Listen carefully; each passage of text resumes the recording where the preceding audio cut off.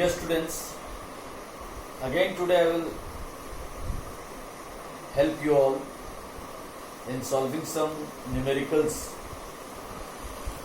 under value added method of national income accounting. मतलब national income जो आपका chapter है उसमें वैल्यू एडेड मेथड से कुछ न्यूमेरिकल्स मैं और आपको सॉल्व करके बताता हूँ, लेकिन उससे पहले कुछ और कॉन्सेप्ट क्लियर करने की बात जो है, फॉर्मूला जब हम लोग कोई भी फॉर्मूला नेशनल इनकम के अंदर तीन मेथड्स हम लोग को पढ़ने हैं, value added method, then there is income method and then there is expenditure methods. तो इनिशियल कुछ कैलकुलेशंस के बाद we have some different initial calculations in all the methods, whether it is value added method or income method or expenditure method.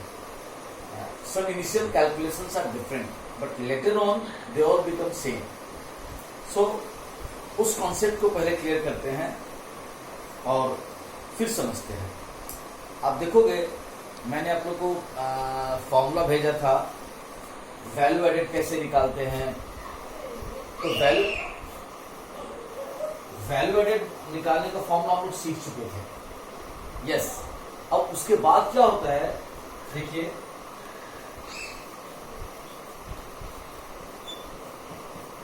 Value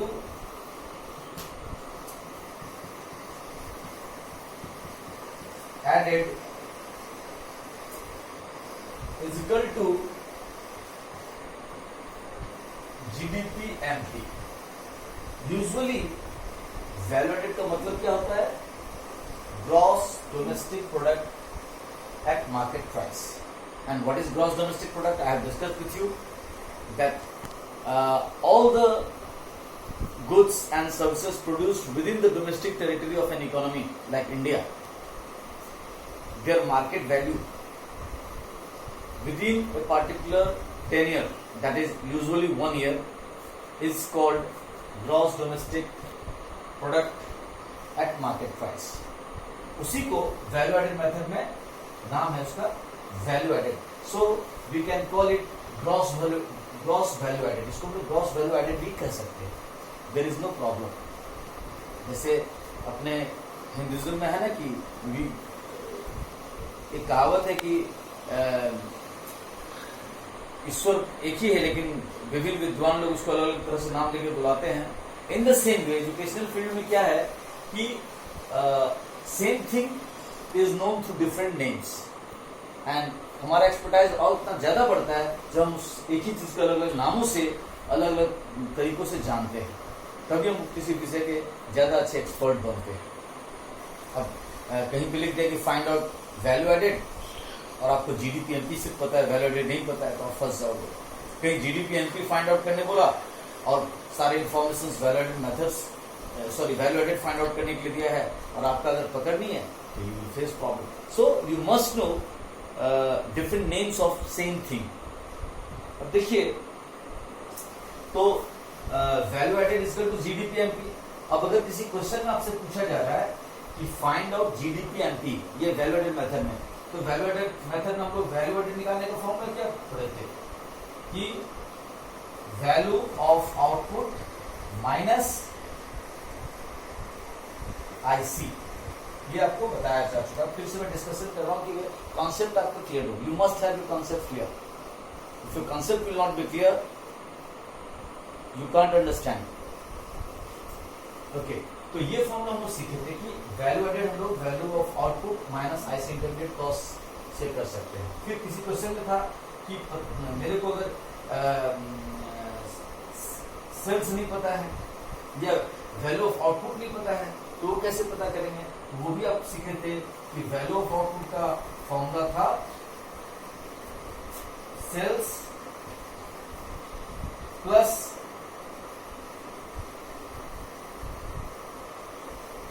closing inventory minus opening inventory.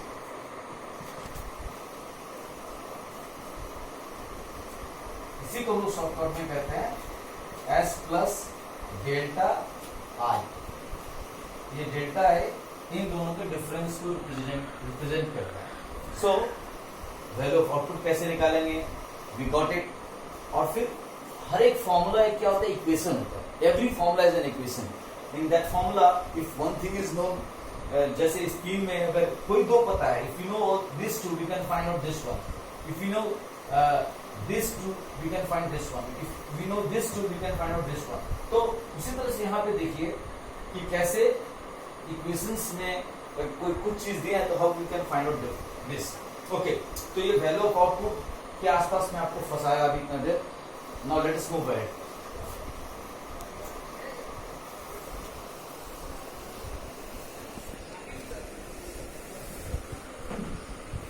तो GDPMP कैसे होता है, we know that, we are clear what is जीडीपीएमपी।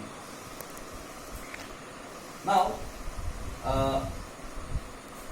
if you are asked find out NDPMP, NDPMP, how you will find net domestic product at market price। इससे पहले मैं आपको बताया gross domestic product at market price. तो NDPMP कैसे निकालेंगे, इसका formula है GDPMP, जिसको हम लोग ग्रॉस वैल्यू एडेड भी कर सकते हैं, GVA, gross value added minus depreciation.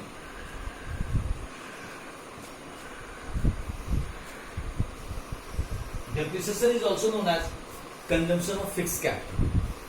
Depreciation is also known as consumption of fixed capital. You must know this. तो याद रखिएगा कि जब भी कोई चीज का नेट निकाला गया है तो नेट में जरूर डेप्रिसिएशन ग्रॉस से माइनस हुआ है, only then net value comes, and if there is gross that means it includes depreciation. So this is also clear. NDPMP is equal to this one. अब इसी फॉर्मूला को और हम लोग इलैबोरेट करें, समझे, डायरेक्ट अगर काम करें तो क्या हो सकता है, value of output minus IC minus depreciation. आप बोलोगे ऐसा क्यों कर दिए, बिकॉज हम लोग पहले ही सीख चुके हैं कि value of output minus intermediate cost is equal to value added, and value added is equal to GDPMP। तो ये संभव है, ऐसा हो सकता है। फिर अगेन इसको और अगर इलैबोरेट करें तो फॉर्मूला हो सकता है sales plus delta I minus IC minus depreciation. ये भी हो सकता है। वाई ऐसा क्यों हो सकता है, हम लोग जानते हैं कि sales plus delta I is equal to value of output, और उसमें से फिर इंटरमीडिएट कॉस्ट निकाले तो GDPMP ऑटोमेटिक निकल गया, फिर डेप्रिसिएशन। तो कैसे, ध्यान दीजिए,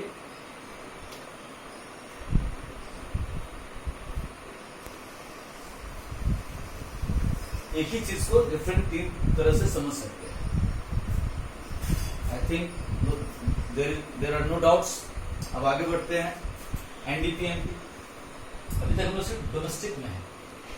फिर क्वेश्चन आया कि फाइंड आउट GDPFC,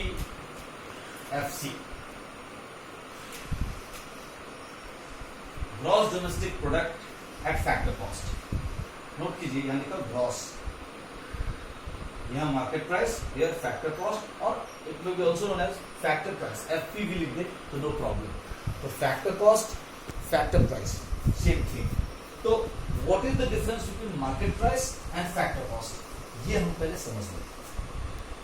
किसी भी फैक्ट्री में, any factory, the cost of production that includes profit also, that includes material cost, that includes labor cost, rent, all factors of production cost, rent, interest, profit, taxation, all these are includes।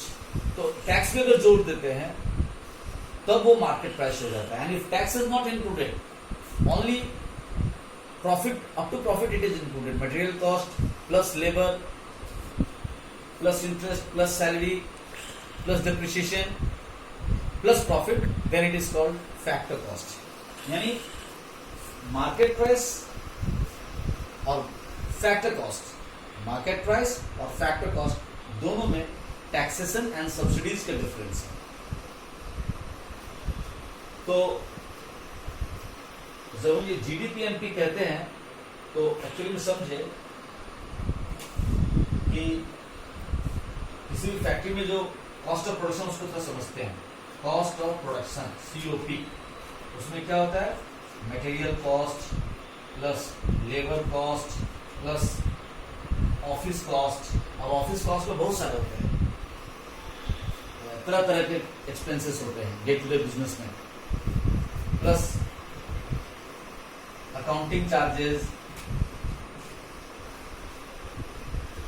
Plus interest plus rent plus profit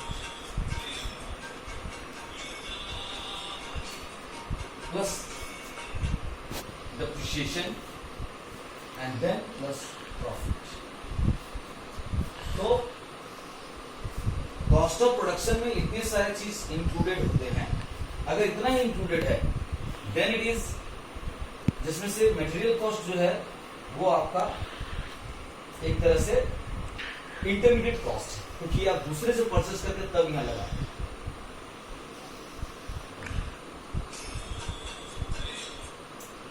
and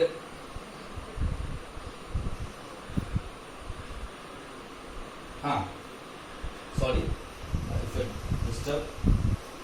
so what is there, material cost हो गया एक तरह से intermediate cost, और ये जो सारा इसमें एडअप हुआ ये सब इस मटेरियल कॉस्ट को अगर छोड़ दे, क्योंकि material cost is equal to intermediate cost, तो ये जो इतना सारा चीज है सिर्फ अगर किसी इतना ही तो ले ले तो ये हमारा आएगा GDP-FC। लेकिन अगर हम इसमें जोड़ दे, प्लस कर दे टैक्सेस एंड माइनस करे सब्सिडीज,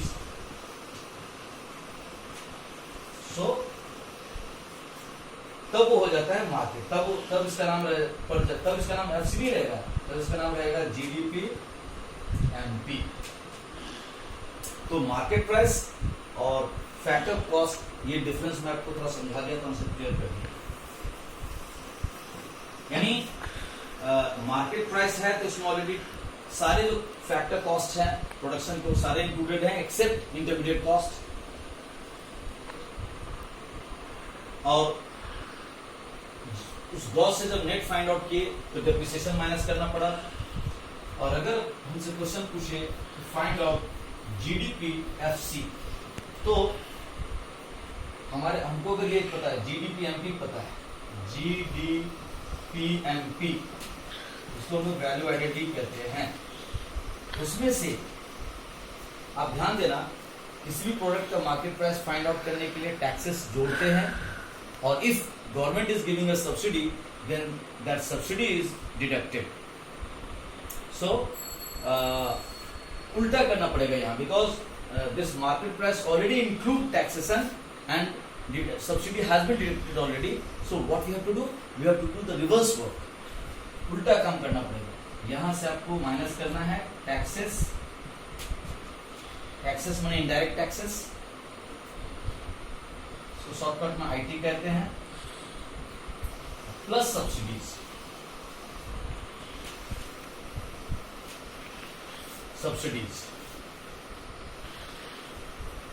इसको शॉर्टकट में लिखा जाता है GDP-MP minus NIT, net indirect taxes. And how net indirect taxes is derived by adjusting taxes and subsidies. तो टैक्सेस यहाँ घटा रहे हैं और सब्सिडीज यहाँ जोड़ रहे हैं इसमें gross value, gross domestic product market price में, तब हमको जाकर के पता चल रहा है GDP-FC। तो इन दोनों के डिफरेंस को कहा गया net indirect taxes.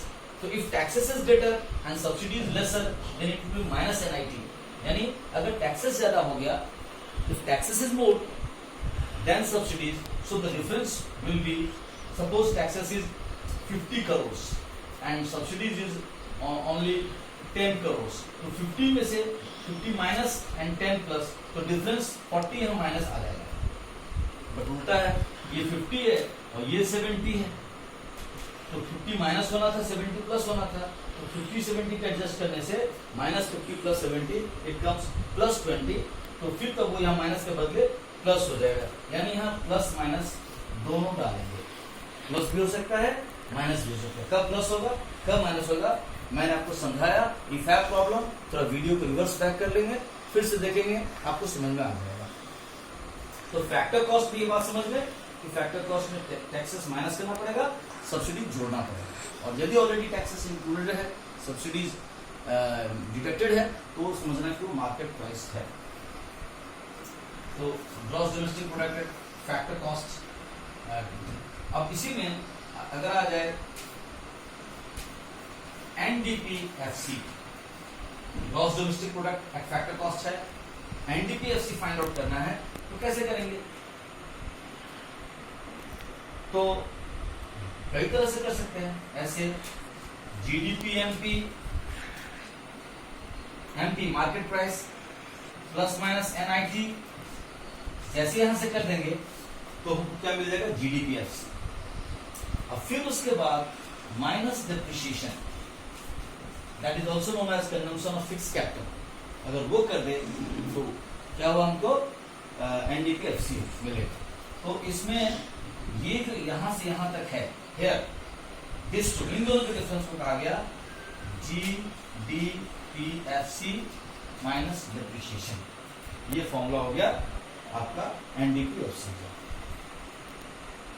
I think you have no problem. If you have problem, call me. I will clear you individually. And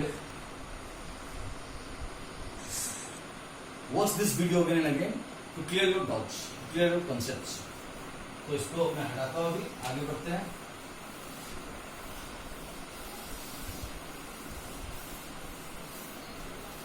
हाँ, so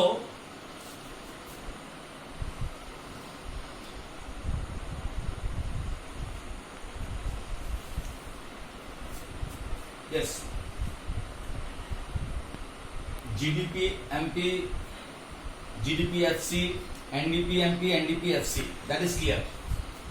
Now if we are asked to find out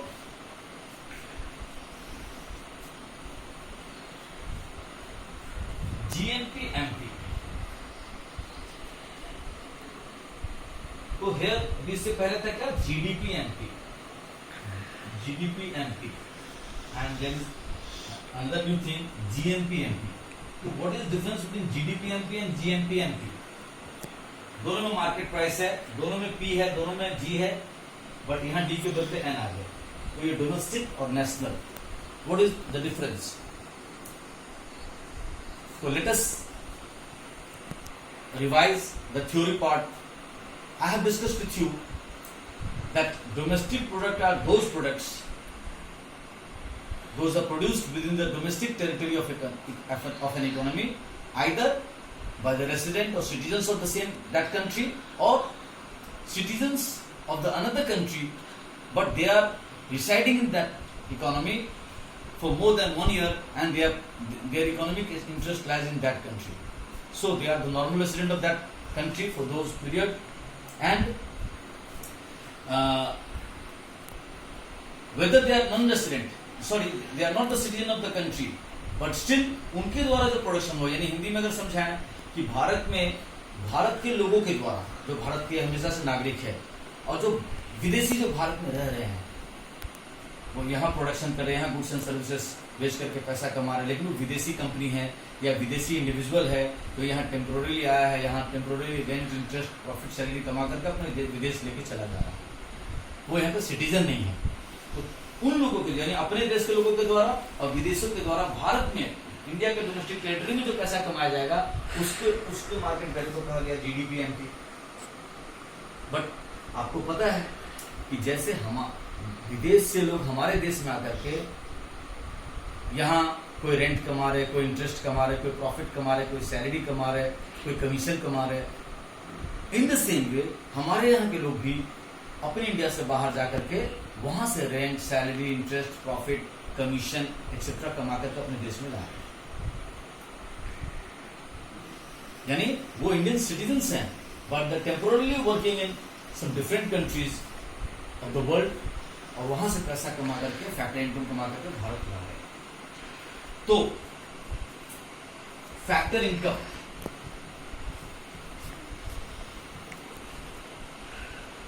के दो part हो गए। एक होगा FIFA and other is FITA. You will say, what is this FIFA and FITA? FIFA, the full form is factor income from abroad. FIFA, factor income from abroad.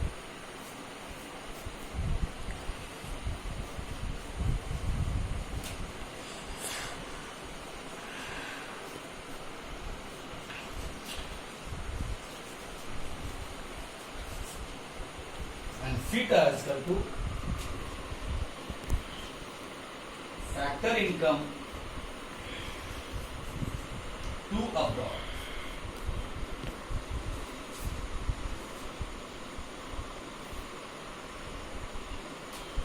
हाँ, सो ये जो FIFA और फिटा, फैक्टर इनकम फ्रॉम अब्रॉड मतलब हमारे देश के लोगों के द्वारा बाहर से पैसा अपने देश में कमा करना, अपने इकोनॉमी भारत में कमा करना, तो वो हमारे भारत देश के लिए कहलाएगा फीफा। और फिर कहलाएगा फीटा दूसरा, विदेशी लोग जो भारत में रह करके, भारत में काम धंधा करके, रोजगार करके, नौकरी करके, बिजनेस करके यहाँ से पैसा कमा करके विदेश ले जाएंगे, वो कहलाएगा फीटा। तो जब हम डोमेस्टिक की बात करें, डोमेस्टिक प्रोडक्ट जीडीपी एमपी, तो ऑलरेडी ये उसमें इंक्लूडेड है, बिकॉज हमने जीडीपी एमपी के डेफिनेशन आपको क्या बताया था कि डोमेस्टिक टेरिटरी के अंदर जिस किसी के द्वारा, अपने यहाँ अपने लोगों के द्वारा, अपने सिटीजन्स के द्वारा या फॉरेनर्स के द्वारा जो कुछ भी प्रोडक्शन किया जाएगा, उन और जो भी पैसा वो कमाएंगे वो सब इसमें इंक्लूडेड है। तो फॉरेनर्स भारत में रहकर कमाएंगे वो तो ऑलरेडी इंक्लूडेड है, तो डोमेस्टिक में है ही ऑलरेडी इंक्लूडेड, बट ये इंक्लूडेड नहीं है क्योंकि डोमेस्टिक टेरिटरी का सिर्फ इनकम शामिल है। हमारे लोग जो डोमेस्टिक टेरिटरी के बाहर से पैसा कमा के ला रहे हैं, that is not included in GDP-MP. So when we have to move from GDP-MP to GMP-MP, what we have to do?